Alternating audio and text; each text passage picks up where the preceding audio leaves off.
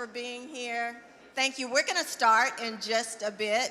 We have about maybe 7 to 10 more minutes before the AG gets here, and I can't think of a better way to spend that time than to introduce you to some of the amazing community workers who are working in nonprofits that are directly working with returning citizens. And they have been great partners of ours at BMC, and they have tables in the back. But I'm going to give each of them about 2 minutes just to tell you who they are and to talk about their organizations, and hopefully they can be helpful to you or to your family members. So help me welcome them as they come.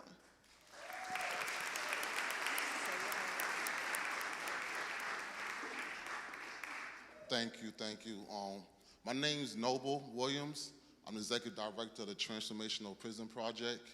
And our organization started in prison in 2013, but in 2020, a lot of us came home due to laws being changed. So I'm formerly incarcerated, did 10 years myself, did 4 years in DYS. So today we're in the community, and we're going to the Department of Youth Services. We go to 2 different regions, 3 buildings, 7 different units, 7 days, most of the time 7 days of the week, but we're there with the young people, working with their families, working with the staff, and to really change the system. And we don't believe in systems, but we believe that if you change the hearts and minds of the people that run the systems, and then the systems will start to change. Majority of my team is most of us is formerly incarcerated. A lot of us went at a very young age, and today a lot of them now have careers. We don't have jobs, we have careers. And what we do restore the justice work, healing circles, and it's really all about, when it comes to reentry, we do a lot of suffering through mentally surviving modern-day slavery with being incarcerated, and mental health is a real big key on our transition back into the community, and how do we circle around each other while we're doing this work. We also in the House of Corrections as well. We're in high schools, colleges, and it's really important that we build community together and make a safer space for all of us together. And we do a lot more. We're also pushing the bill to end lifetime parole for juvenile lifers, and we also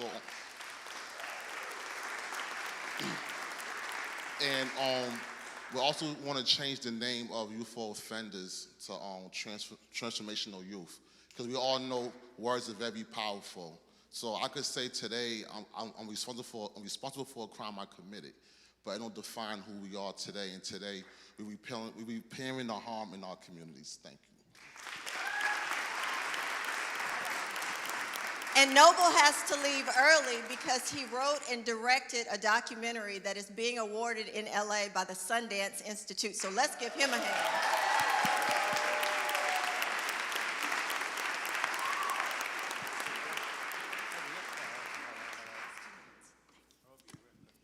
Good evening. Oh my God. Good evening. Much better. Well, thank you for the opportunity to share a little bit about what we do. I'll make it quick and brief. This is Marlon, one of our extraordinary youth workers. So Marlon has a caseload of 25 young men. He works with them in the ages of 17 to 24. Marlon's job is to track, bribe, stalk, work with community partners to kind of find where they're at. I think one of the key things that actually our greatest compliment is a young person saying, you don't wait for us to show up, you actually go find us. Because we know that change is not easy, and change doesn't happen overnight. So it's really important for us to continue, be consistent, showing up, and showing up again. It is a 3-year model, so once you're with us, you're stuck with us. I think the thing that's kind of changed the way we approach the work is we use a lot of CBT, cognitive behavior theory. It takes away from the idea of using too much of ourselves in the work. It takes away the idea of like, I've done that, I've been there. It helps create a dialogue with the young person that actually creates a conversation between Marlon and his youth and get to better understand. It's also therapeutic, and I think one of the things in this work is if you're able to get a young person to be comfortable, to feel safe, the work becomes a lot easier. So I welcome anybody that wants to come, find out more about what we do. We're located at 60 New Market Square, and I would love to kind of just explain more at that time. So thank you.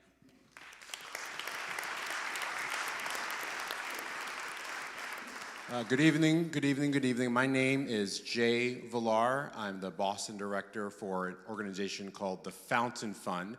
It's a national nonprofit that got brought here to Boston through the work of the Greenlight Fund, and we're the only nonprofit that specifically works with folks who've been formerly incarcerated, giving them access to capital so that they can economically enhance their lives. And that looks like getting their license back. That looks like getting housing. That looks like fixing your car. That looks like starting a business. So if you're curious about the work of the Fountain Fund, I ask you to do two things. One, you can go to our website, fountainfund.org. Two, even better, if you want to hear about the stories of our client partners and the impact that we get to see and experience every day, I invite you to follow us on Instagram, fountainfund_Boston, and you'll hear firsthand about the important work that the Fountain Fund is doing here in the community. So thank you so much, and thank you, Father, for being with us today.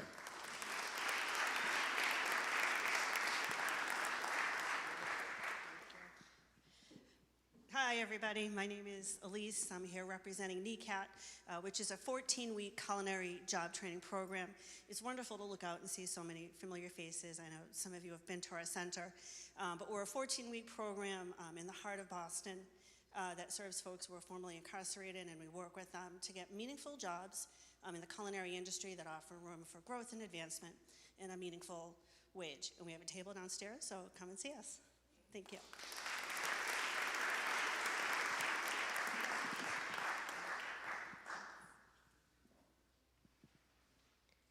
Hi everybody, my name is Hannah Toscano. I'm the Reentry Service Coordinator for the Boston Community Justice Support Center.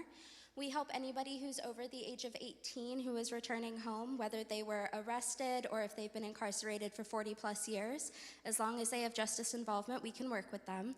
We help them get IDs, birth certificates, social security cards, health insurance, get them in contact with primary care doctors, therapy, psychiatry.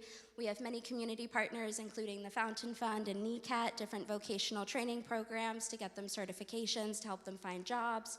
We also help them file applications for affordable housing, for Section 8. We have connections with single-room occupancies to get them housing, and anything that they want. If we don't do it in-house, we do have community partners to help with that. We do also specialize in cognitive behavioral therapy to help lower recidivism rates, and we have classes that we offer at the center. And anything that they need that we don't do, just ask, and I have somebody that can.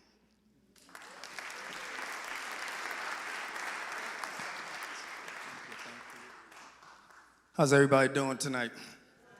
I'm Dave O. Jefferson. I'm the Executive Director of Power Corps Boston. We're a workforce development training program. We have a green industry focus, so we expose, train, and then try to get employed folks into the green industry, climate change related jobs. We're a 10-month program. We run from May to March, and we target Boston residents that are 18 to 30. People that might be aging out of foster care, folks that may be returning citizens, people not in college or career track, people that might be unemployed or underemployed. We have two tracks that we specialize in. One is urban forestry, so that's taking care of Boston's trees, and the other is building operations, that's making sure commercial-sized buildings are running energy efficiently. We pay our members a stipend, $5.50 a week. They get a monthly T-Pass. They get a ton of certificates that are highly interesting to employers. And we're helping to make Boston a greener community. And in particular, we're helping to black and brown green spaces. Often when I go to anything climate change related, I'm the only person that I see that looks like me. And my program's helping to address that while helping to make our city a better place to live in. Thank you.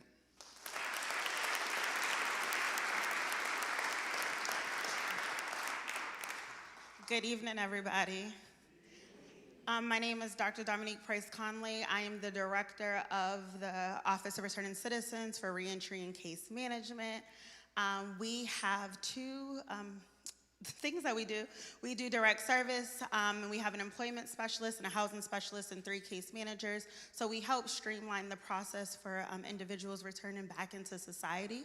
And then we also have a funding component. We fund over 38 organizations, over $500,000 to support this work. We understand we cannot be all things to everyone, and there's stigma within the government of returning home. And so we really rely on our community partners to do that, some in this room. So we just thank you for your support and your service, and we thank the mayor for her initiative to keep this going. Thank you.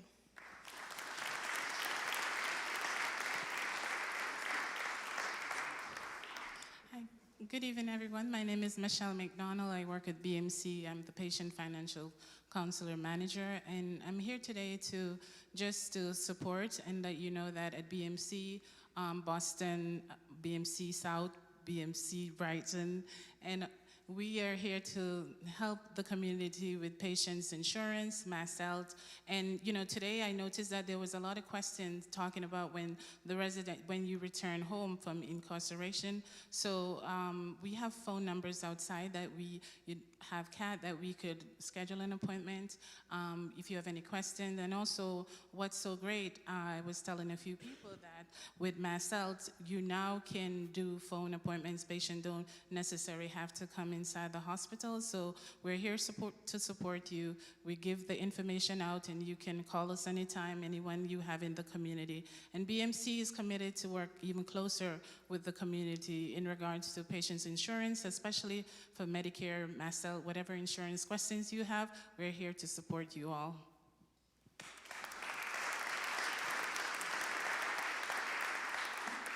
Good evening, everybody. I want to thank the Reverend, and I also want to thank Father Boyle for being here for such an important night. My name is Andrea James. I am a formerly incarcerated woman, former criminal defense attorney, born and raised right here in Massachusetts. I lead the largest organization, local and national, Families for Justice as Healing, here in Roxbury, Massachusetts. The National Council for Incarcerated and Formerly Incarcerated Women that works on federal policy issues, and Families for Justice as Healing, which has been leading the fight to stop a new women's prison at a price tag of $360 million. We have the lowest incarceration population of women in the country here in Massachusetts, and if we relied upon decarceration, we would actually be down to about 40 incarcerated women. So we continue the work, policy, we do participatory defense, and we do a model called Reimagining Communities.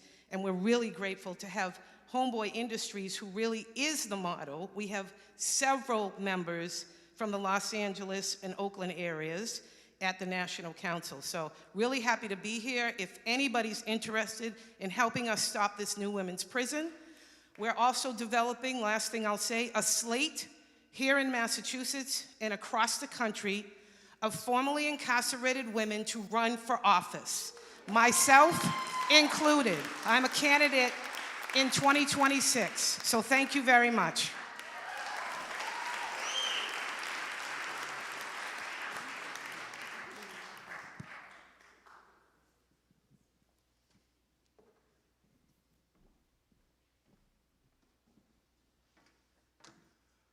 Good evening, everybody. Good evening. Welcome to Bethel. Yeah? We are so glad to have you here with us at Bethel AME Church. But before we give a welcome, we'd like you to take the time to turn to your neighbor, the one beside you, the one behind you, the one in front, and give them your name, hear their name, and tell them, neighbor, I am so glad to be here with you tonight.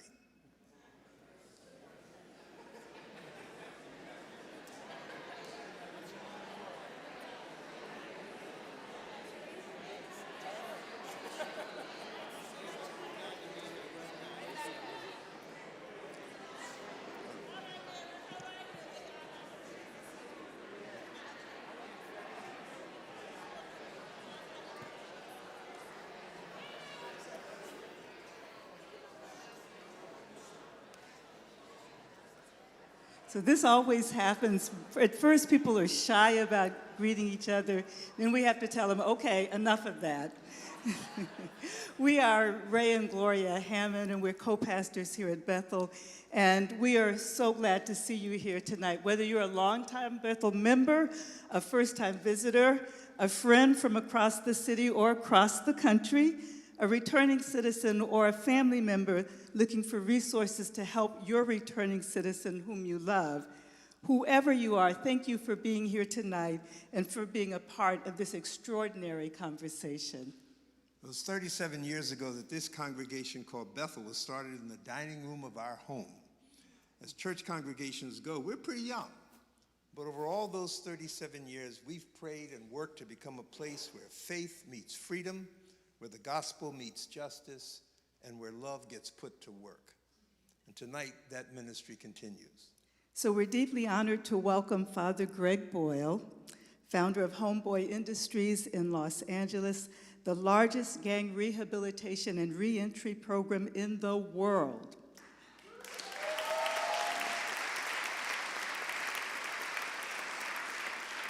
For decades, Father Greg has been building what he calls a community of kinship, a place where people once written off by society discover not only work, but worth.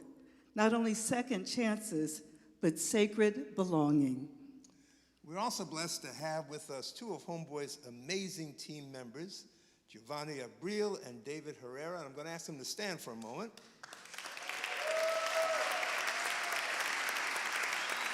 Now, keep standing for a minute.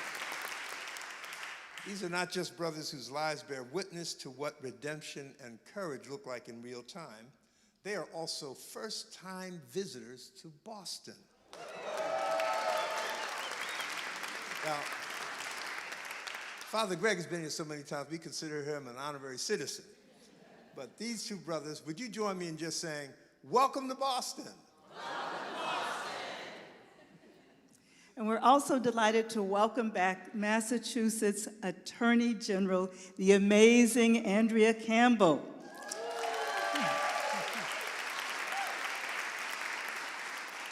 Her leadership reflects her own story of resilience and justice, and her service reminds us that public safety and human dignity have to walk hand in hand. What unites all of us is a shared conviction that no one stands outside the circle of God's love. We live in a country and a world that so easily divides us and tries to exclude people from that circle with labels: criminal versus citizen, rich versus poor, immigrant versus native born, insider versus outsider. But in these days of national crisis, we gather tonight to widen that circle, to imagine what's possible when compassion and community have the final word. Now, on the Homeboy Industry website, they give the location of their headquarters on the West Coast with these words: hope has an address. Well, for the next couple of hours, the address of hope is here on the East Coast, right here at 100 Wachusett Street in Boston. So we want to welcome you to a space where faith and justice and radical love and hope meet. Welcome to a conversation that may change not only your minds, but your hearts. And most of all, welcome home. God bless you.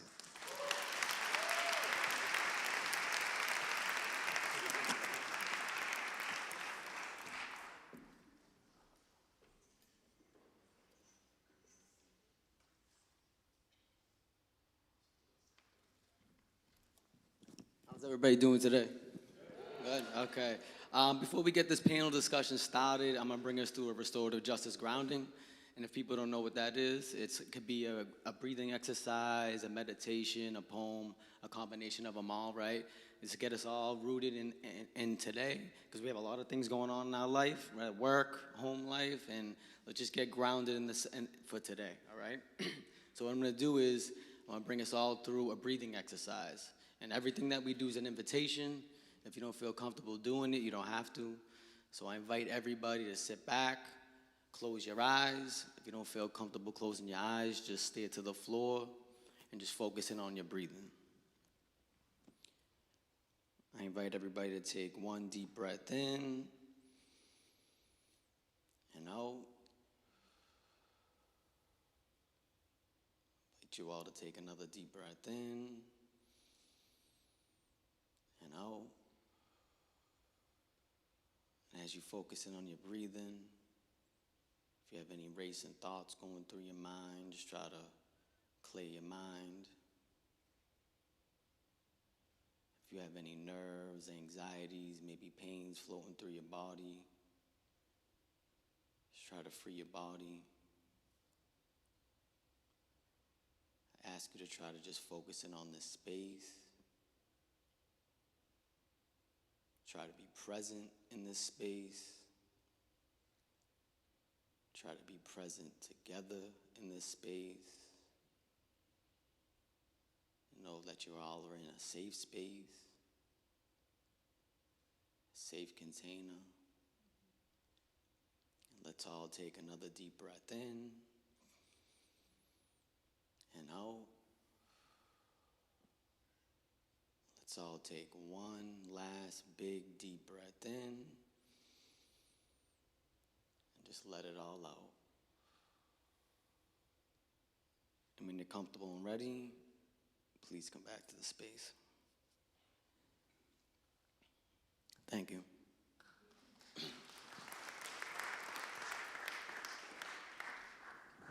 Thank you, Bobby. Good evening, everybody.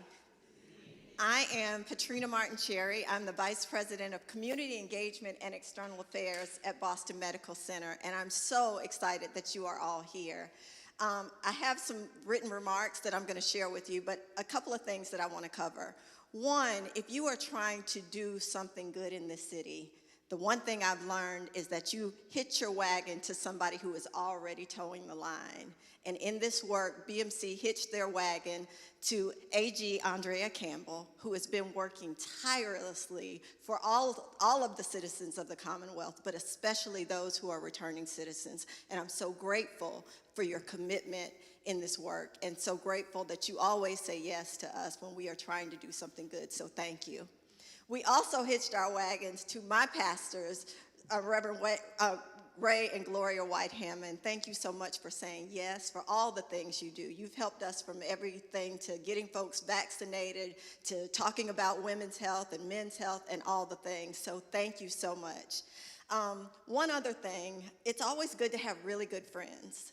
And yesterday, I was on the phone with a friend of mine who is in Dallas, Texas, who has a cardiovascular van. And this van goes all over the country educating people about cardiovascular health.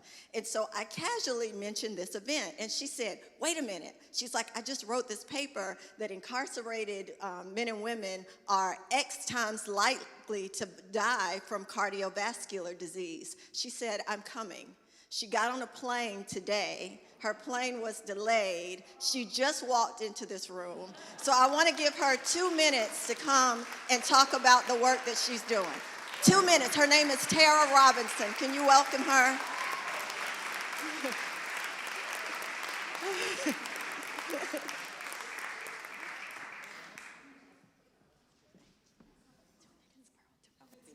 It'll be less than 2 minutes. Thank you, Pastor. Your words, and First Lady, your words just resonated with me so much. Love is all that we need in this world, and we need so much of it, and it heals our hearts when we share love one to another. Thank you for having me. I hitched my wagon to hers, and so that's what we need. We can't do this thing alone in silos, so I need partners. We all need partners. But Black Heart Association was birthed because I died. I had a massive heart attack after being turned away from the hospital twice at the age of 40. What I realized is that heart disease is a personal conversation that should be done face to face. And so we started in a little car, we got our buses, and we started to just go out and offer blood pressure and glucose. Well, now we do so much more. And so we're here to make you aware of where you stand as it relates to your heart health. And so everything flows through the heart, nothing misses it. So above all else, guard your heart and make sure you get to the Black Heart table that's in the foyer. Thank you.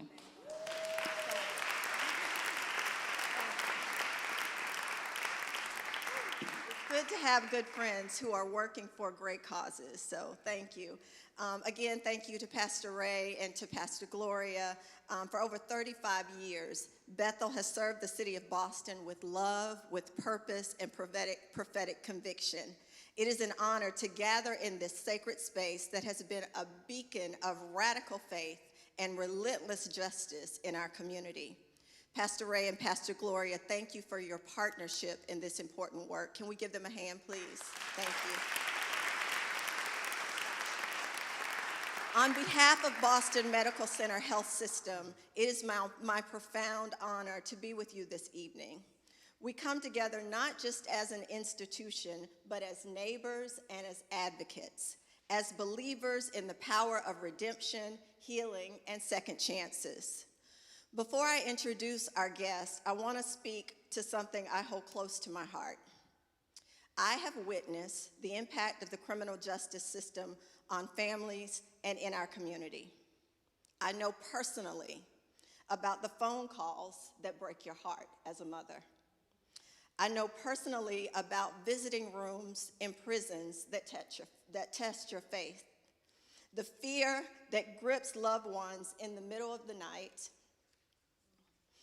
and the fierce, unwavering love that refuses to let go.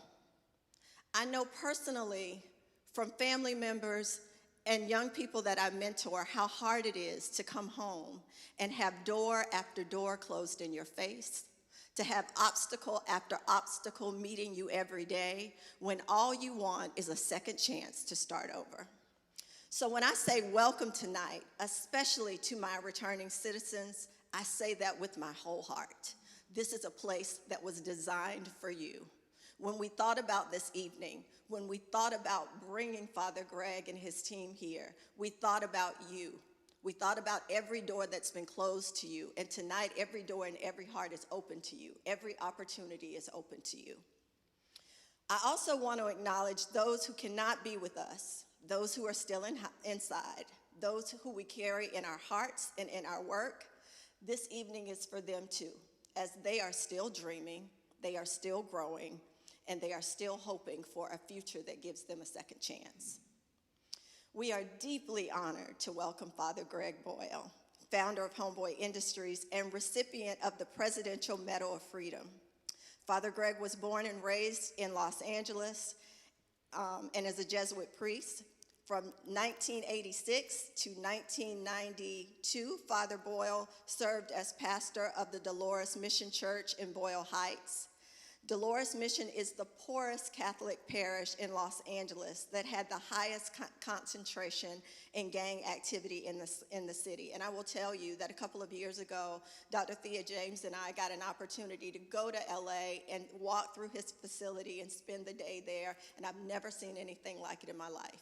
I've never seen a space that every ounce of intention is around training and opening doors and giving access to make sure that everybody who comes in their doors really has a full chance at a second chance.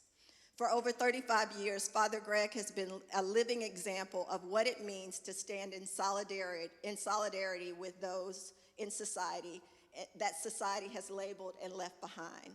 Homeboy Industries has become the largest international intervention and reentry program in the world, serving former gang members and the formerly incarcerated with jobs, training, and most importantly, kinship. Father Greg doesn't just talk about radical compassion, he lives it every single day. We are also honored to be joined by Massachusetts Attorney General Andrea Joy Campbell, who will serve as our moderator this evening. She grew up in Roxbury. She graduated from Boston Latin School and worked her way through college with the help of grants and student loans, graduating from Princeton University and UCLA Law. A.G. Campbell served as legal counsel to Governor Deval Patrick, working to improve our education and transportation systems and move forward an agenda for equity across the state. In 2015, A.G. Campbell successfully ran for Boston City Council, becoming the first woman to represent District 4 on the council. A.G. Campbell has been a tireless advocate for criminal justice reform, equity, and healing in the Commonwealth. Her leadership reminds us that justice is not just about enforcement. It is about restoration, opportunity, and our systems making them work for everyone. Tonight, we will also hear from two powerful voices who you've already met from Homeboy Industries, Giovanni Abreu and David Herrera, both returning citizens in the 18-month training program, both who are living proof that transformation is possible. At Boston Medical Center Health System, we believe that health is not just physical, it's emotional, it's relational, it's rooted in community. For too long, our healthcare system has treated incarcerated as someone else's problem. But we know better. We know that mass incarceration is a public health crisis. We know that reentry is a healthcare issue. And we know that if we're serious about healing, we must show up, not with judgment, but with open arms and open hearts. So following the conversation between Father Greg Boyle, A.G. Campbell, there will be an opportunity to ask questions. My team in the back, and I just want to say thank you, everybody on my team, if you could just wave your hands. This work does not get done because of me. It gets done because of Gary, and because of Nancy, and because of Joelle. So I am so grateful to them. They will have white index cards. So if you have a question, just raise your hand. They're going to pass you a card. They'll collect the cards at the end, and then we'll give the cards to A.G. Campbell to ask. Before we leave, we also ask you to make sure that you visit the resource tables that are in the back from all the wonderful people and resources that you heard from. You'll find their information, services, and programs that will be available for returning citizens and their family. My hope is that you will leave tonight feeling less alone, a little bit more hopeful, a little bit more convinced that change is possible. It's already happening. This evening is not just about inspiration, it's about real pathways forward. Pathways to housing, to jobs, to food security, to education, and to a second chance. Before I go any further, I want to make sure that I am acknowledging our amazing DA, Kevin Hayden, Suffolk County DA Hayden. Thank you for being with us today. I don't know if there are any other elected officials here who I met. I know that some will come later. Thank you all for being here, and I'm going to turn it over to A.G. Campbell. You can give her a hand as she walks up.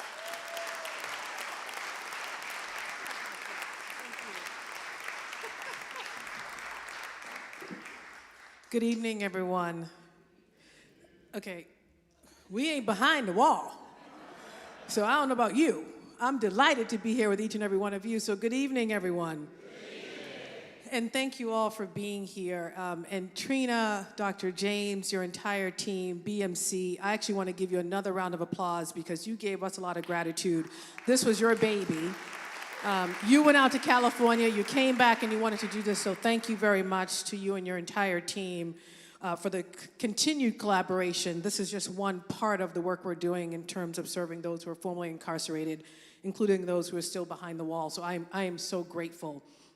I also have to acknowledge, first of all, not just the beautiful space in which we are in, which is always a place of real faith, deep faith, grounded in the word, not hypocrisy. Frankly, in this day and age, we just got to name that, and led by two incredible people. So Reverend Gloria White Hammond and, of course, Reverend Ray Hammond, thank you for the warm words, but thank you for your continued leadership, your mentorship to so many of us in this space, including those who don't even fellowship here. You still show up for all of us, so thank you for opening up your space for this important conversation tonight. I want to also give you the gratitude you deserve, so thank you.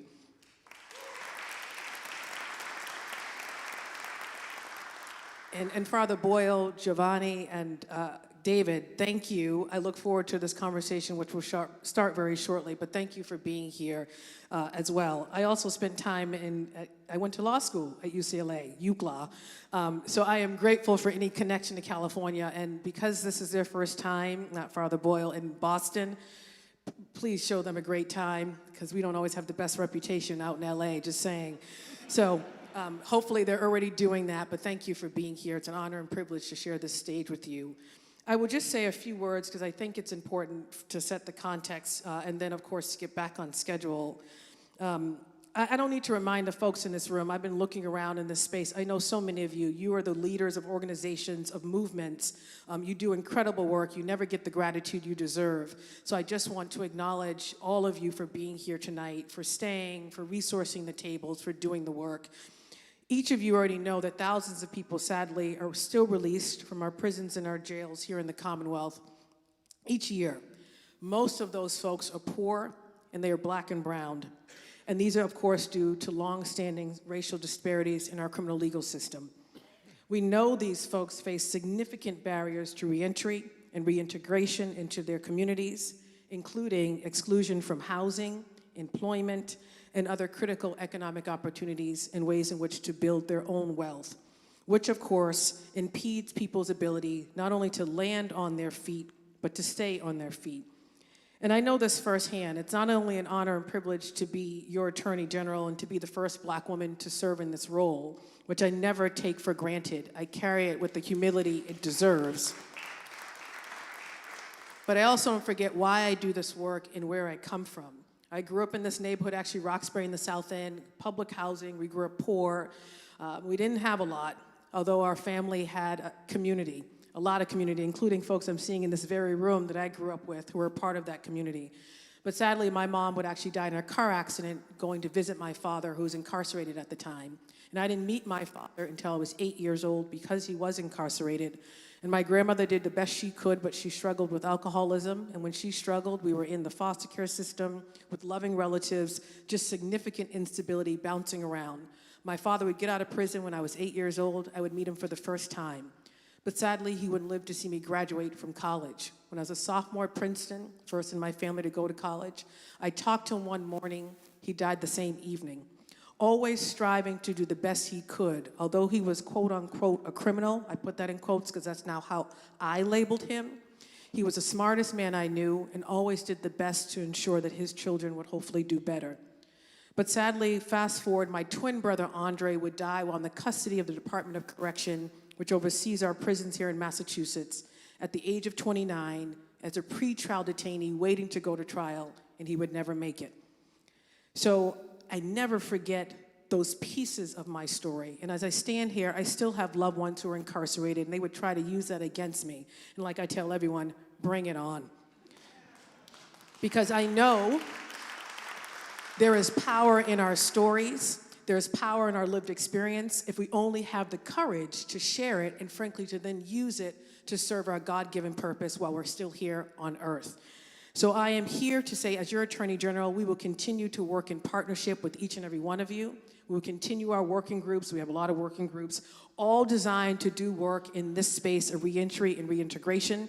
And sadly, I hate to say it, the office has been around for centuries. In our office, under my leadership and my incredible team that is over here, and you will meet them hopefully before the evening ends, this is the first time the office has been serious and done intentional work around reentry and reintegration. And part of that partnership, of course, is with BMC, and I am grateful. We're here to listen tonight, Father Boyle. We're here to learn from you, all of us, including myself, to hear your practical advice on how we can do better here in the Commonwealth, ways in which we can do better, and frankly, how we can challenge other folks in the system who frankly are wasting a lot of time, not doing what's necessary to make a difference. So I'm gonna invite you all up. Thank you for being here. Thank you all for being here. Hopefully this will be not only an inspiring conversation, but one that is useful and helpful to all of you. And to those with actual lived experience in the room, thank you for being here. Thank you for the organizations you lead. Thank you for your vulnerability, because not only is there power in that, there is no way we can break these cycles of poverty, criminalization, mediocrity for our families and our communities without your stories and without your testimonies and without your action. So thank you very much.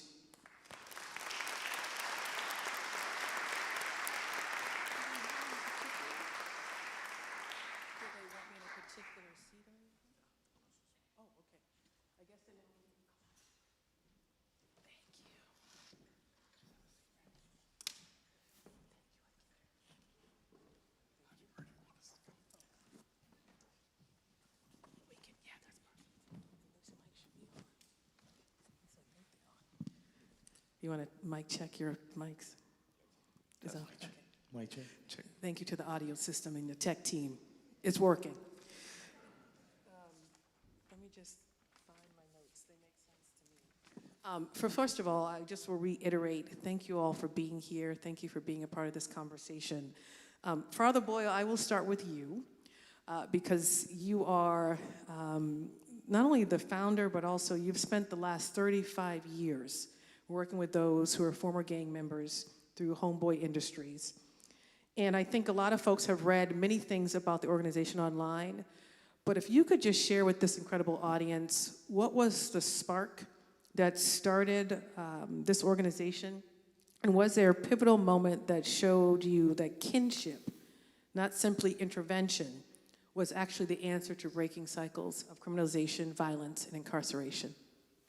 Thank you. Well, thank you, Andrea, and thank you, Ray and Gloria. Thank Trina and Thea. Well, the spark was I was assigned as the pastor of the poorest parish in the city, and so it was located in the middle of two public housing projects.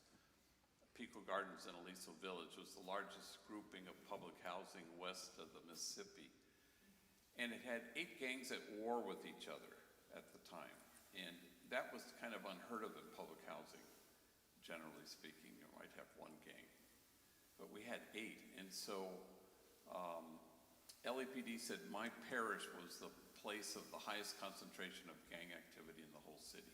So we had 120,000 gang members in LA County and 1,100 gangs.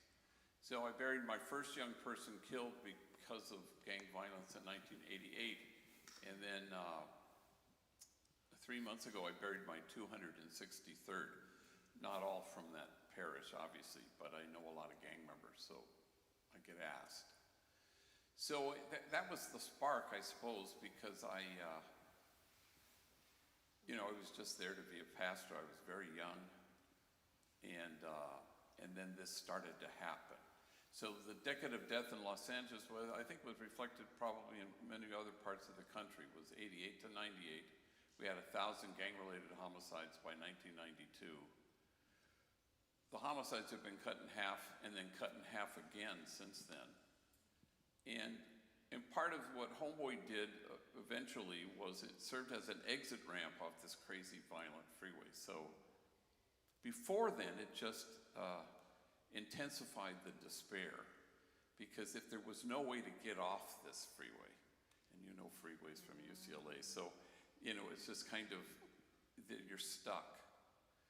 And so Homeboy kind of galvanized imagination, because they had never even conjured up an image of what it would look like if they could actually walk away from that. So the very first image that I was recalling today, we were at a school today, and I had forgotten about this, was the first kid I buried was a guy named Rafael, and he had been stabbed to death in a gang stabbing in Hollenbeck Park, not far from my parish. And he was an identical twin, and his brother Roberto and Rafa, they looked identical. The mother couldn't even tell them apart. And in the coffin, he was wearing a crisp white shirt and a thin black tie. And peering down, looking at him in the coffin, was his brother Roberto, also wearing a crisp white shirt and a thin black tie. And I remember looking at him, staring at his brother, and it was as if they had slapped a mirror somewhere in there, and he was staring at his mirror image.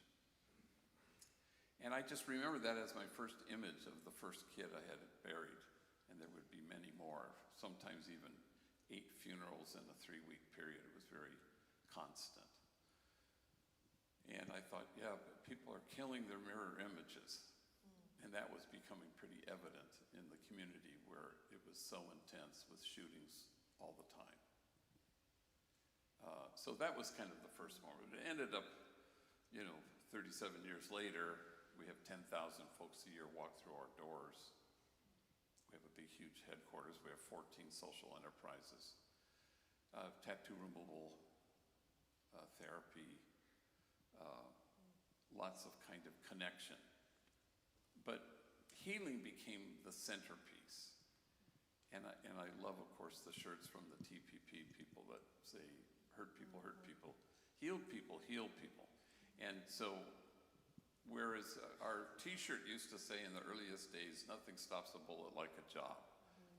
Then we kind of abandoned that, like year 15, because it was clear to us that an educated gang member may or may not return to prison, or an employed one may or may not.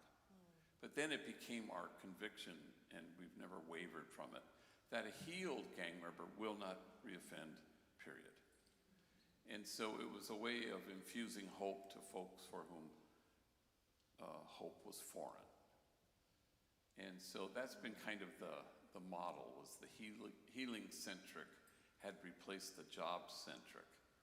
And I just think that was kind of essential. But anyway, that's what we do. Thank you, Father Boyle. David and Giovanni, I'll start with you, and then go this way. So obviously you've had the experience of being formerly incarcerated. Can you each just maybe share a specific moment when you realized your life could actually be different as a returning citizen, and maybe even pick up where Father Boyle sort of spoke about this healing? What did healing actually look like for you personally? Well, my healing was my son. That's what brought me joy and what, made me feel 10 times better in life. So, while I was incarcerated, he was out there, and he would come see me and, just be so happy and joyful. So, it motivated me to do better for my son and, get me out of the position I was in to just be a better father. With me, it was way back. I have a family. I have my mother, my two older sisters, and my younger brother. I was never home. Since the age of 12 years old to 30, I was never home. Only for 4 months. I was incarcerated my whole time. So with me, I was affected. I felt lonely. I had a lot of emptiness, shame. Not only was I sexually abused at a young age, no father, my dad missing in the picture, I just didn't know how to care for others. I was like just empty, I couldn't feel nothing. And it sucks because during that period of time, right when I was getting ready to parole, I had a 10-year sentence. I did 7, so I lost all my juvenile years and my 20s. And what I felt that I ended up getting Crohn's disease. So having Crohn's and my mental health being all messed up, I lived 5 minutes away from Homeboys my whole life. So with me, it's like, I don't want to go to Homeboys, the rivals get along, and I'm not trying to get along with nobody. That's how we think, the mindset we have. And I'm like, you know what? I was in pain so much constant. I'm like, you know what? I'm going to give it a try. And it's crazy because once I went and I met Father Greg, I'm like, I'm never leaving, bro. Like, I just stood, And that's where I stood. And since then, my life has been better. It's like being restored, I could say, Like, it's a new me, the me that I always wanted to be, I felt like I was always at a place, like, the more I try to fit in, the more I hurt it. Because I wanted acceptance. The things I idolized and everything, it was no good. Like, I never could fit in. And now that I found the new me, I live a positive life. I have a son that's 3 years old and he's nonverbal autistic. So just with having him, fixing my mental health, my Crohn's, and just dealing with the baby's mother, just everything. It's a lot, but I'm making it through with everything that Homeboys provides to me. Not only is it like a job, I find it healing at Homeboys, because they have from lawyers, from tattoo removal. We do the most tattoo removals in the world, we do. So we have tattoo removal, we could go to school, college. We have a lot of enterprises. The newest one we have is Puppy Fates, which we do dog grooming, That's the biggest one right now. And after all that, therapy, I do therapy as well. I used to see that as a weakness. Now I'm like, bro, I can't miss therapy. I'm going to go to therapy, So now that, just overall that. We should record that and put that somewhere. I'm like, I'm putting up. I can't miss, Two things. Is therapy services offered as on-site? Can you share a little bit more about that? And as you share more about that, What about meeting, I'm going to put Father Greg, as you said, on the spot. What about meeting him made you want to come back? Because it's one thing to have a model and a mission of healing. There's another thing to meet an individual where you were hesitant to go into the doors of an organization, take the leap of faith, you go, but the interaction and the encounter make you want to come back. You know what it was for that? It wasn't just him. So walking in through those doors, it was the embracement, the warmth other homies gave me, Like just going in, it's like how early he mentioned as well, it's like you see people that look like us, right? And you're like, man, these are bad people. Well, I tell everybody, we feel everything a person that so-called normal feels, We get anxious, we feel depression, everything a person feels. So going in, I'm like, yeah, this is home, bro. I'm like right off the bat. And then when I went to his office, it was just like, he's like I say it, it's like he's like a guardian angel. Like when I'm with him, you feel nothing bad. And to me, if you put it that way, I'm like, as a man of no sin, I just feel that, And that's what pretty much it was that kept me there. That's it. Therapy. Oh, with therapy? Oh, my bad. No, that's okay. With therapy, you said that they provided. What was the question? I'm sorry. To talk a little bit more about the therapeutic services, therapy, and I would invite David to say more too. What do the actual services look like? Are they on site? Yeah, they're on site. So we're considered trainees. I'm not doing my internship though, but we're considered trainees. It's an 18-month program, just to let you know a little bit. And so 18-month program, you go in for the first month or two, and you're part-time. So those first couple weeks, and then you become full-time. And then after full-time couple months, you become, they send you to an enterprise, which could be recycling, which could be threads, it could be puppy face, it could be the bakery, it could be the homegrown cafe, so many. And after that, you do your intern. But yeah, therapy, you ask for it, and it's right there on the job site, on the main headquarters where we work at, is there. And now we have 2 psychiatrists, which we've never had before, so they can prescribe, and because a lot of folks come with a lot of anguish and bipolar and clinical depression, and so we have a huge team in our wellness department. And in the beginning days, no surprise that there was a great stigma, and homies never wanted to go to therapy, and they'd say, well, I'm not crazy, and so we could never have therapy. And then it evolved, where now it's, now for the first time in our 37-year history, we have a waiting list for our 500 trainees who want to go to therapy, because there just aren't enough therapists, which was never the case before. That's amazing. Yeah, and we don't force it on anybody, because then that wastes a 50-minute time slot if you're sending somebody who's not ready to surrender to the therapeutic process. Then it's a waste. But now you have everybody sees people who are in therapy, and they go, oh, yeah, that would help me too.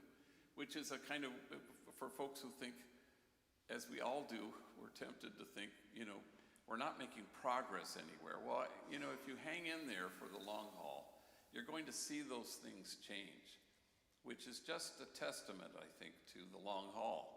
You have to be willing to just put one loving foot in front of the next and keep at it. And then eventually there's an inability to, say, for example, therapy. And the stigma is gone. And it really is gone. Even meds, which, that's the next, frontier of stigma for the population at our place. And yet even that's breaking down, where they go, you might feel better if this could kind of lift your boat so it doesn't take water. And they go, okay. But that never happened 25 years ago, or even 15 years ago. Then we want to pull you in. If anything else you want to add on healing, therapy, even when you first walked in, what made you stay or come back? Well, one of the reasons why I stayed was, it was just a great experience for me, like everything, the knowledge that you get there. Like I'm in parenting classes, and I just started therapy as well, and I'm 23, and it's just a lot of knowledge you could get from a place like that, and it's amazing, and it's so wonderful, and therapy it's been really great, because you know, I've gone there for an hour, and you get to, you know, tell your feelings with, you know, with brightness, and you could be able to talk to someone, and they could hear you out without judging you or anything, you know, and it's just great, you know. Why I sort of emphasize the points, I think everyone here would agree, and I just being of a faith tradition where I start my day with my Bible, I often remark that my Bible is not my therapist. Sometimes you need professional help, professional tools. You need people who can give you the language to attach to your trauma, et cetera. And then you have check-ins, right? And it's not a family member, it's someone who's objective, et cetera. So hence why I asked you both to elaborate on that.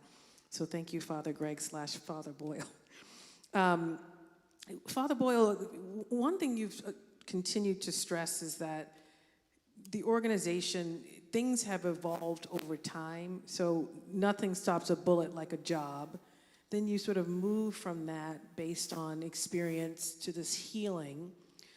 So I'm just curious, I would love to have you share a little bit more with the folks in the room. You're doing a lot, of course, when it comes to workforce development, jobs, et cetera, and we'll get to that.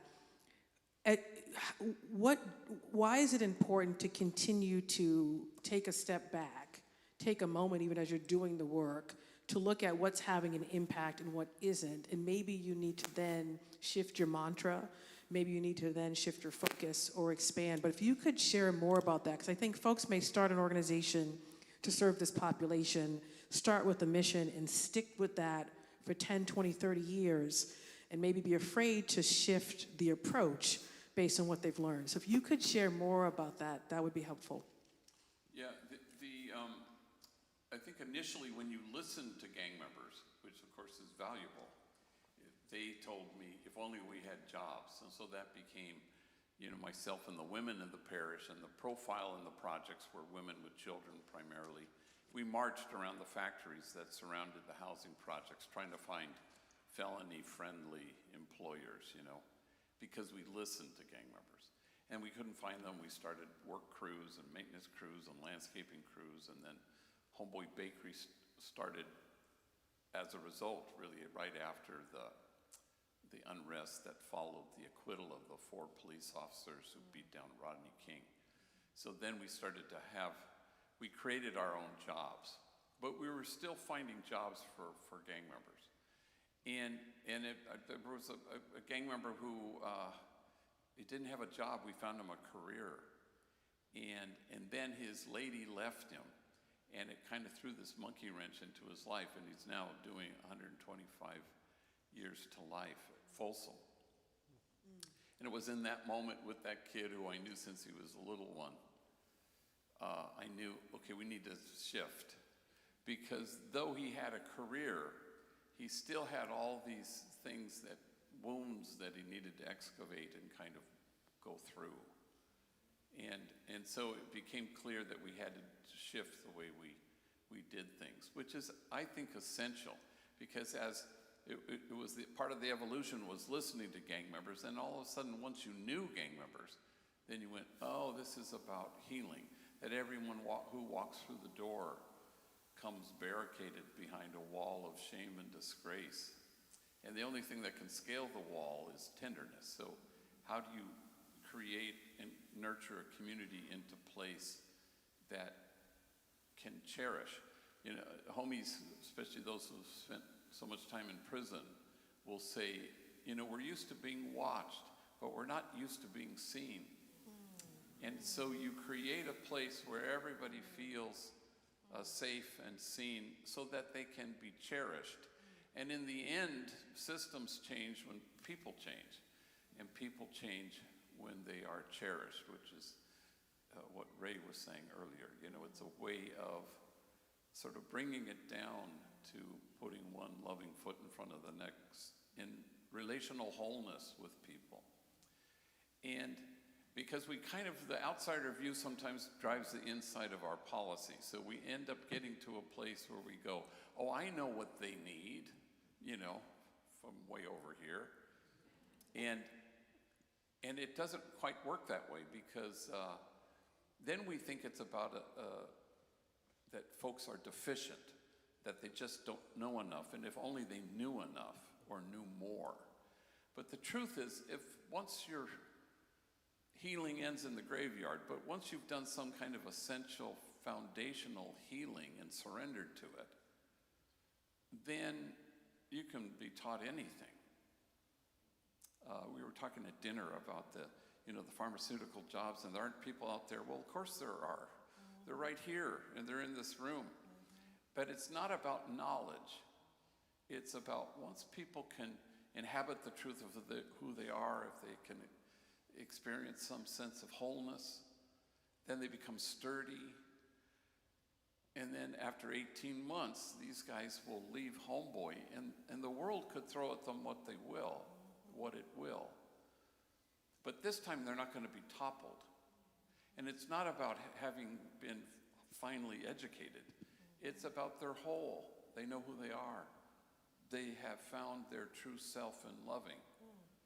And once you know that loving is your home, these guys aren't going to be homesick again. And then that's a powerful force. Train them to do anything, because they'll take those jobs, So it's a shift, but it's important for a sense of humility, where you say, we thought we knew what this was. We thought it was job-centric. And then we still do job training, we still do workforce development, we still do all the things. From anger management, you mentioned parenting, but it's all secondary to the healing culture that you nurture into place. Picking up on that, and you said so much, I think everyone's saying notes, the wholeness of a person, but frankly giving whatever tools, showing up and seeing the humanity in anyone who comes into your doors, consistently authentic, in an authentic way, right? They would know. You wouldn't have come back, Giovanni, if Father Greg viewed your humanity but from an inauthentic lens, and it was straight BS, you wouldn't have come back. So it's the wholeness, but it also the character of the people who are in the space, et cetera, but aligned to this mission of, this is the work, the core work, all the other work is secondary. I would love to hear from you, Giovanni and David, from your perspective, what has that wholeness work, not just healing, but the wholeness work, when you look yourself in the mirror, I'm sure it's very different now, what you say to yourself, what you envision, who you see, than you were maybe before you went inside. So how has this organization helped you look yourself in the mirror differently? And then the second is,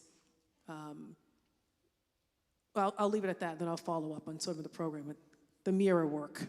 So there's two I could say. It was healing and opportunities, and the support as well.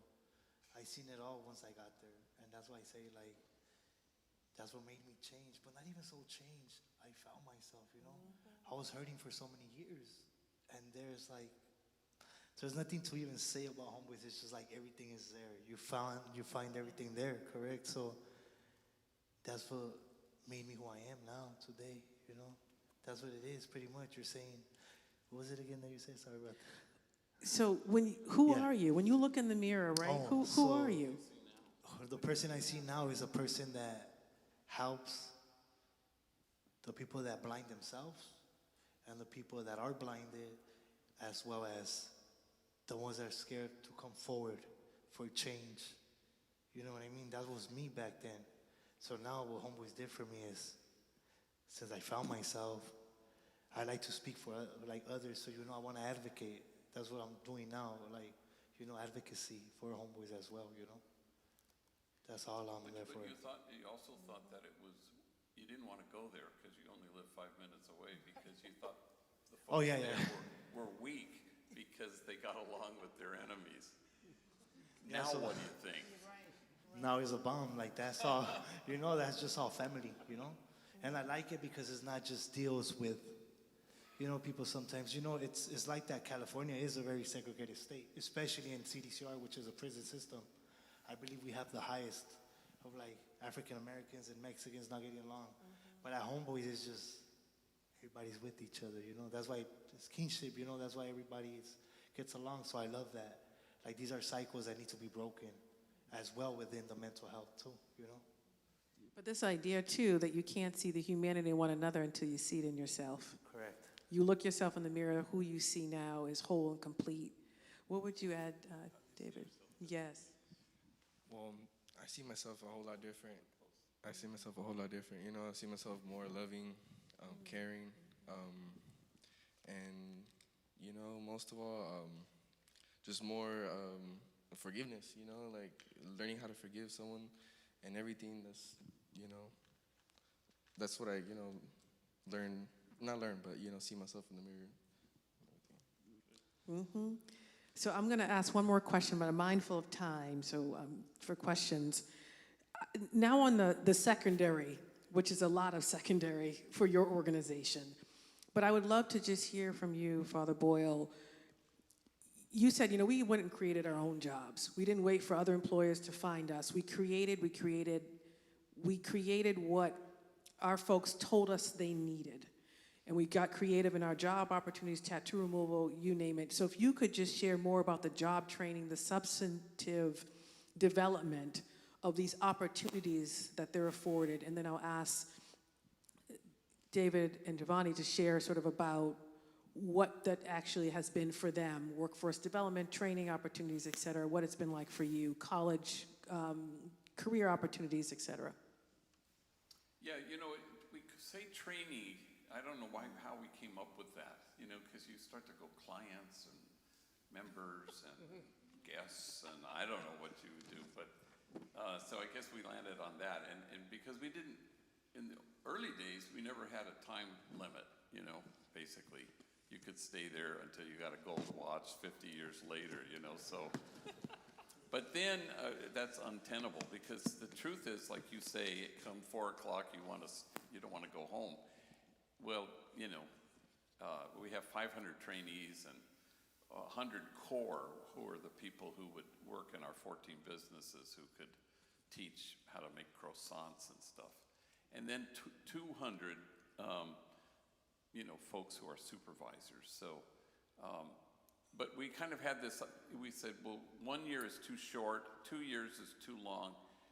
And then we landed on 18 months. We thought, well, that's about right. And it was only till many months later, some psychologist said, oh, that's interesting. 18 months is the amount of time it takes for an infant to connect to a caregiver. We said, oh yeah, well, that's why we picked 18 months. We knew there was a reason. And so that's during that time, you know, it's all this stuff is happening. And we always say the first thing you're doing is you're working on yourself. And you try to find a way so you're not taken to that place of violence, which, you know, presents itself almost daily, especially with enemies and rivals. And then, so that's the whole thing. So even though we have 14 social enterprises, a lot of restaurants and electronic recycling and silk screening and dog grooming and, you know, sure, we're training people to do stuff like that. To get certified as a dog groomer. You know, you can make good money doing that. Or, you know, food handler certificates or solar panel installation training. So we do training per se. But it's always about working with folks that you used to shoot at. And working with people of different races, which everybody comes from a highly segregated prison experience. And all those things are, okay, is it training? I guess, I don't know. The words probably aren't that helpful. But it's a time where you can kind of solidify, you know, who you are in the world and how you will be with folks and how you will be a good worker when it comes to time for you to move on. So we also have workforce development people. We hope the transition is seamless from 18 months with us to move on to a job which will pay more than Homeboy. And then perhaps be a possibility for, well, good paying jobs, you know, that are decent. And so, yeah, so the businesses are kind of, they exist by necessity on the one hand. That's how they were born, because we couldn't find enough employers to hire them. But the tenor has changed in Los Angeles from the first 10 years of our existence, which was highly hostile, huge wholesale demonizing of the gang member. There was nobody lower on the totem pole than the gang member. And it was a short hop to demonize me for helping the demonized. And then that shifted. Our bakery burned down in October of '99, natural causes. And the whole city, LA Times said, oh my God, Homeboy belongs to the city. It doesn't belong to Father Greg Boyle. And that was another tipping point where people, you know, hoisted Homeboy up on its shoulders, which was remarkable because we had been demonized by people who would cling to the tough on crime, and they thought the opposite was soft. But then Homeboy presented a notion that said, no, this is smart. And then people, oh, we like smart better than And tough. this works. Yes, so then it changed. But if you hang around or hang in there long enough, you start to see those changes. And you have to be patient for the long haul because those changes will come, and they surely will. Before I just get to the experience of David and Giovanni, just you actually are answering some of the questions, but one question we did get in terms of all the services and things you just described, do you have services for women? Yeah, that was another change that happened because in the early days, it was Homeboy Bakery. It would be inconceivable to say Homeboy / Homegirl Bakery in 1988 because 97% of all gang members were male. So it wouldn't have occurred, nobody said, well, what about the women? Nobody said that in 1988. But now cut to today, 98% of gang members are male, you know? So it's still a male thing. Having said that, it became clear to us that it's untenable to have an organization that is 98% men. So we said all the men who work there are gang members. And all the women have to be felons. And that's how we changed it. But we had to change who we were because it was gang, gang, gang. Now it's previously incarcerated and formerly gang involved. So now we're 50-50. But if we had insisted that the only women who could work there were gang members, we wouldn't have any women. So, but we have Homegirl Cafe, and but women are, you know, clearly a huge part of our leadership. Thank you for among that. the senior staff. So I'll just quickly ask the gentleman, just quickly to talk about, David, I'll start with you, just the workforce opportunities, all the parenting, all the sort of the secondary stuff that Father Boyle spoke to. How are you using that? How is it working for you? Well, it's working great for me. You know, like the second chance I'm getting in life, you know. I'm going to college next week. I'm enrolling. So, you know, it's so great, you know, like, appreciate it. And you know, they offer so many opportunities to get your high school diploma and, you know, the gym area to, you know, get your exercise out the way, you know, like, there's so many things in there, and it's just so great. You know, their anger management, parenting, how to use the computer, how to, you know, get a job, how to find a job, and just most importantly, just communication and skills, you know, they show you right there.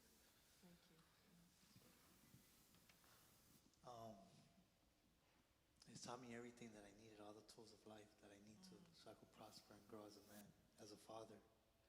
Just not with my son, but within myself. You know, I recall one thing my mother said one time. She was like, the things that hurt the most are the hits of life. And that is teaching me how to prepare for all those things that will come my way. And so currently right now I'm doing my internship with Workforce. So I'm at the Workforce department, so I help the trainees when they need to get their gear to work at recycling or whatever. I order it for them, their pants, their shirts. And also, I've been in school already for a year. I go to East LA College, a community college. I'm going for my drug addiction studies. You can get a clap, you know? too. Hopefully, I'm hoping to transfer either next year or the year after to Cal State LA, and they have a place called Project Rebound for a lot of ex-convicts incarcerated. So, like I said, what I'm not hoping I'm gonna do it, is I'm gonna land that, advocating for the youth, Good That it reframe. is. I'm going to just get to a couple of questions, and I'm mindful of time just to keep us all on track. One question we got is, in Massachusetts, we have mandatory minimum sentences for simple gun possession. Similar to California, we've seen mandatory minimum sentences disproportionately, I would say, impact black and brown young men.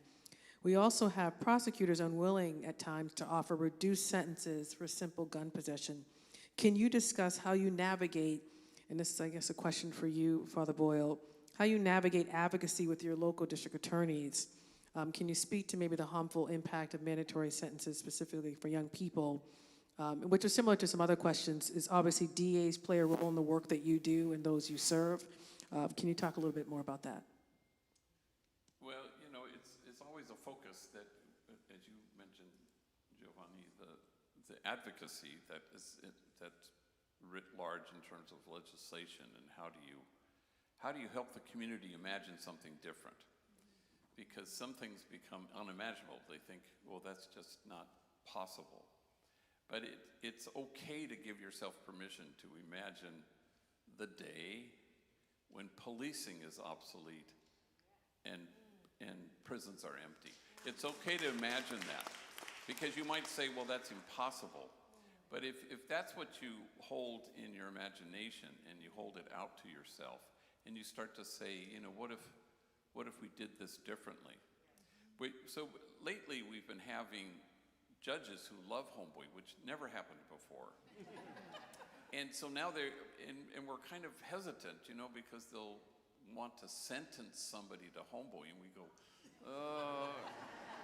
that's kind of against what we think we believe in. So, but it's good for them to kind of say, instead of, sentencing somebody. So we're embarking on a $100 million project called Hope Village, which is, so for years we're yelling, shaking our fist about alternatives to incarceration.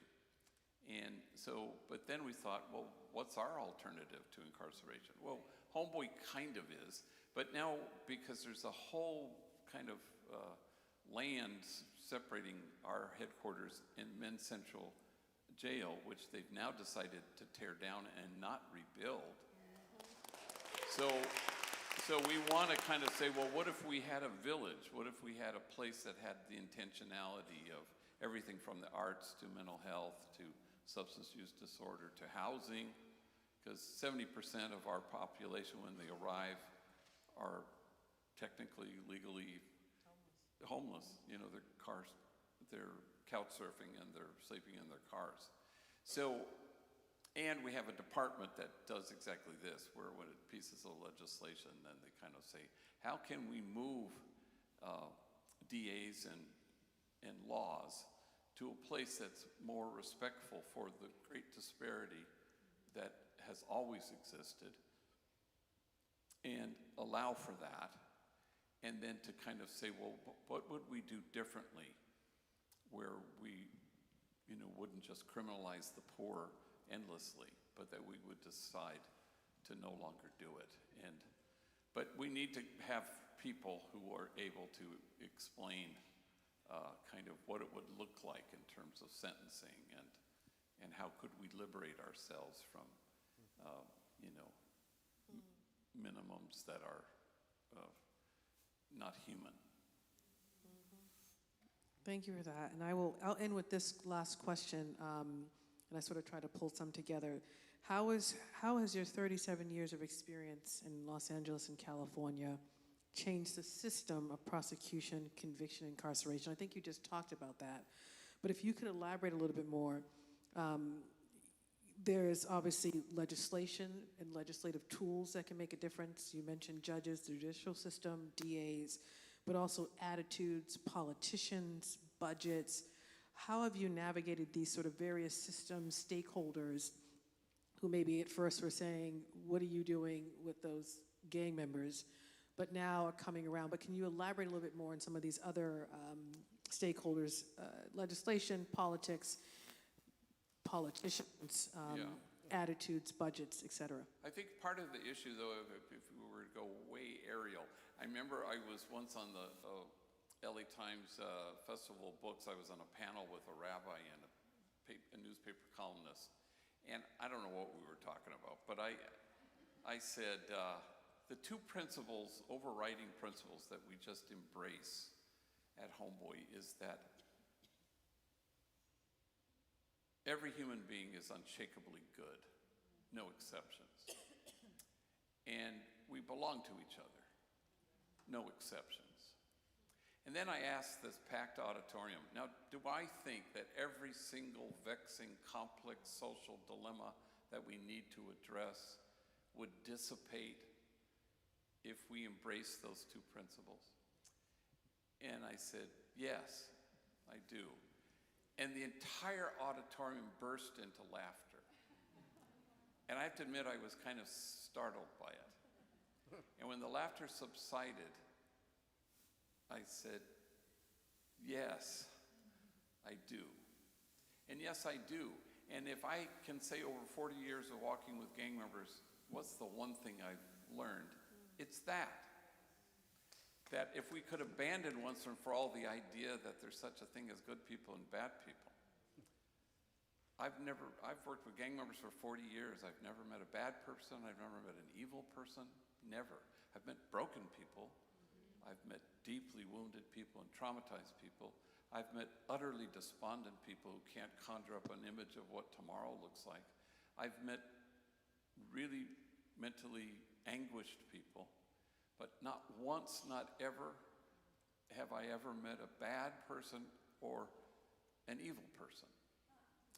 And so it helps to do that because then you can kind of see the beloved in each person. And I don't think that's nonsense. I think you can draw a direct, straight line from our inability to make progress to the fact that we still cling to these old, tired notions that there's good people and bad people. And the church has been to blame for a lot of this because it's about reward and punishment, which has always forgotten about the invitation. My joy, yours, your joy, complete. It's all been indictment. If you don't do this, watch what happens. But there was always the invitation out there. And the spirit of this place in which we are at the moment is all invitation, that I feel so profoundly with the two of you, that for all your 37, 35 years, it's been invitation. And in the end, that will bring us to progress, because then we're inviting the people to see the beloved and the truth of who people are. And then you can roll up your sleeves, and then you can say, we can do this together. We may not at the moment have power, but we have each other. And I was having a discussion with homies in my office, and I'll just finish with this, but we were talking about the state in which we currently find ourselves in this country. And a homie says, what do we do next? And then another homie said, love is always the next thing to do. And that may feel like it's naive until you discover that we've lost confidence in that. And imagine if we kind of embraced it all over again. I suspect we'd be okay.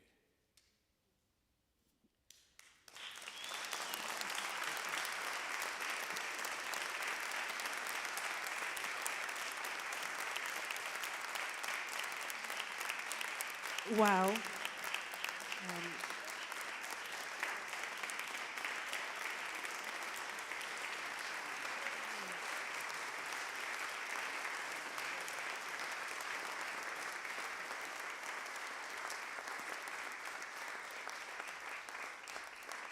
Perfect way to end.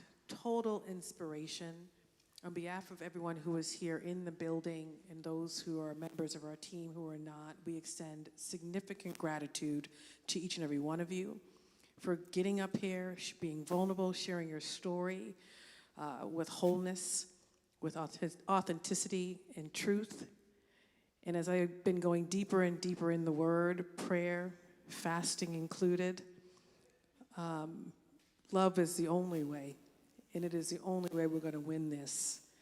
And the fact, to your point, if we were to listen to all members of our community for their input, he was the genius in the room, whoever that homie was. So thank you for sharing it. Thank you for your years of service. We look forward to not only hearing you, but doing more of what we just learned in fellowship here in Massachusetts. Safe travels, all the things, and of course, visit the tables, and I'm going to turn it back over to Trina.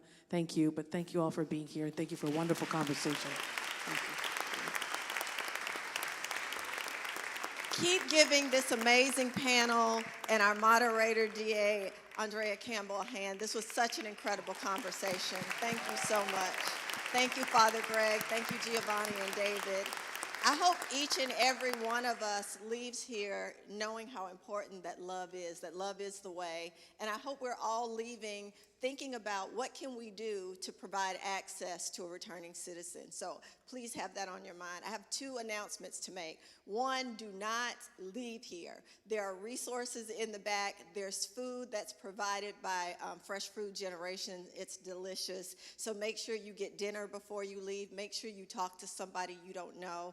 On behalf of Boston Medical Center Health System, I am so pleased that you all joined us. I'm so pleased for the partnership of A.G. Campbell. And thank you so much to, oh, yes. I was just doing that. Thank you to, City Council President Ruth Z. Louisin for being here. I know this is probably her third event tonight. Thank you so much. Thank you, Sherry Riva from the DA's office for being such an incredible partner.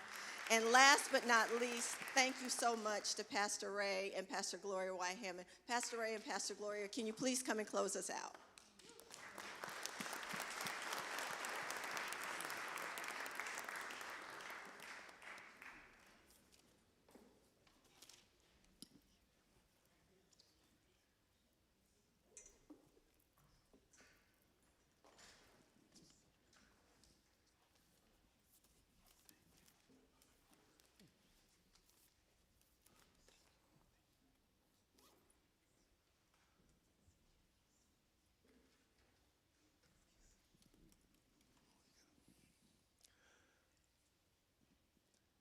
First, we want to thank God for two of our family members who, despite years of gang involvement, 2 gunshot wounds to the chest, and a combined 20 years of incarceration, are still with us and are working every day to be fabulous fathers and citizens making a difference in our community.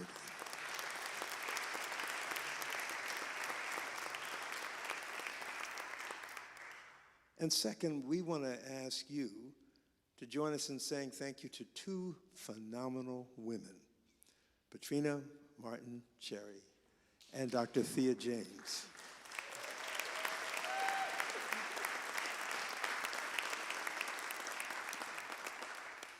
Thanks also to all of the BMC team for making tonight possible. BMC's motto is exceptional care without exception. And tonight, this team has lived up to that motto. So this has really been a sacred and powerful evening. And on behalf of all of us at Bethel, we want to thank you for being a part of this time of truth and tenderness and transformation. Thank you so much, Father Greg Boyle, for reminding us that compassion is not an occasional act, it's a way of life. To our brothers from Homeboy Industries, Giovanni and David, thank you for your courage and for your honesty and for the power of your witness. You've reminded us what resurrection looks like on ordinary days. Thank you so much.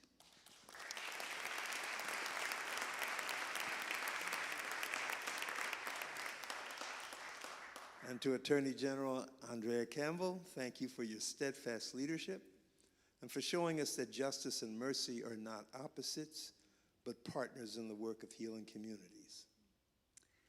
And tonight we've been reminded that no one is beyond the reach of God's love and that God is still writing new chapters every single day of our lives.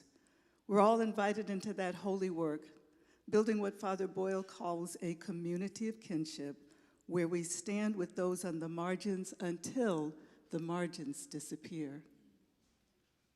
So as we leave this place, may we carry that vision with us to see each person as beloved, to lead with compassion, and to let love have the final word. And now would you just join us in a word of prayer and affirmation. Gracious and loving God, thank you for what our eyes have seen, our ears have heard, and our hearts have felt tonight. Send us forth renewed by your Spirit to be instruments of peace, builders of hope, and bearers of your extravagant love. And may we go from this place committed to the work of healing, justice, and joy. As together we say, amen. God bless you and thank you for being here tonight.